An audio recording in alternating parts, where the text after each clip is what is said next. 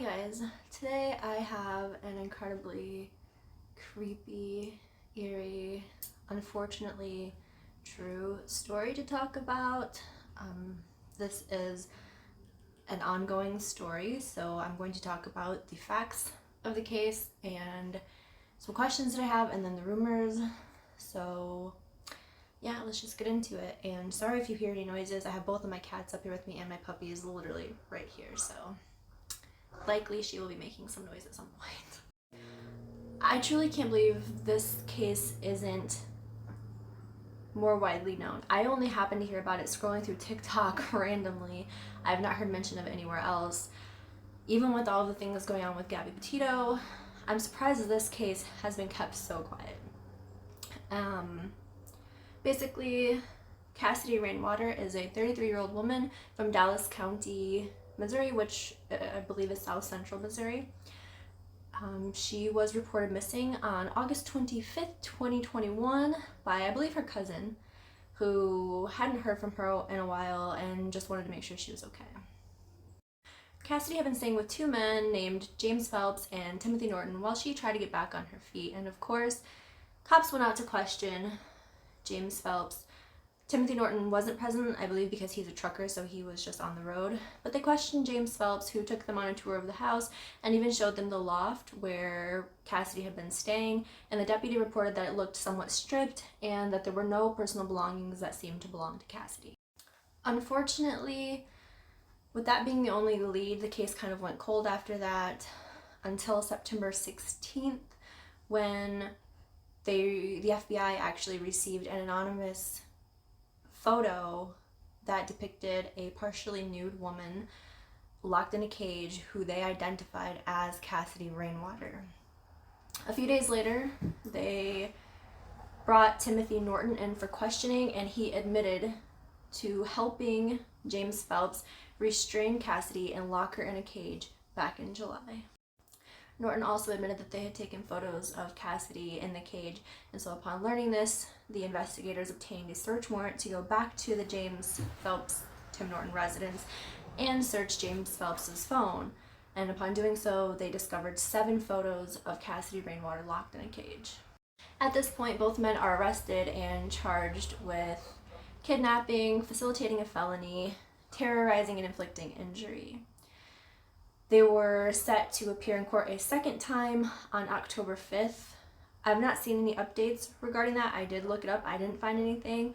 However, on October 4th, the home belonging to these two men mysteriously burned down, and the Springfield Fire Department's bomb squad was on the scene to help detonate some suspicious devices that they found, which is kind of interesting because with these men both arrested, who was it that did this? I don't quite understand.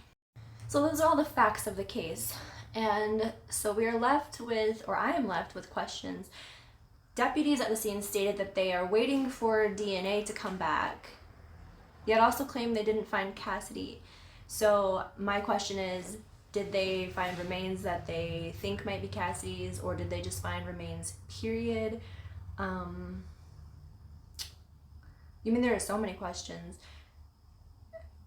Was it Tim Norton who actually sent the photo? I have to assume he was the one who sent the photo to the FBI in the first place, because I would imagine that only him and James Phelps had access to them, and if not, who else had access to these photos? Because obviously they know something, and obviously they're somehow involved, and we need to find out who those people are. And again, there are a lot of questions for this case, and the police and FBI are keeping quiet because of the extreme nature of the potential crimes. Makes sense? You want to protect your investigation. You don't want to corrupt it in any way, because you want to be able to give answers to any people involved. And yeah, so I understand. I assume as time goes on, we will get more answers. But for now, we're left with questions and some incredibly intense rumors. So yeah, trigger warning, the rumors are a lot. So if you are sensitive to, if you're sensitive, maybe don't listen to this next part. There was speculation that when the FBI arrived to question James Phelps the second time and search his phone, he was sitting at the table eating a bowl of soup that was said to contain human meat. Also, rumor has it there were meat hooks suspended above the bathtub in the Phelps home, as well as multiple cages located across the property. And apparently there was a freezer that was filled with wrapped packages of meat that were labeled as human remains, human meat, I guess. I hate saying that, but yeah, so those are some of the wild, out there, scary rumors that are flying around.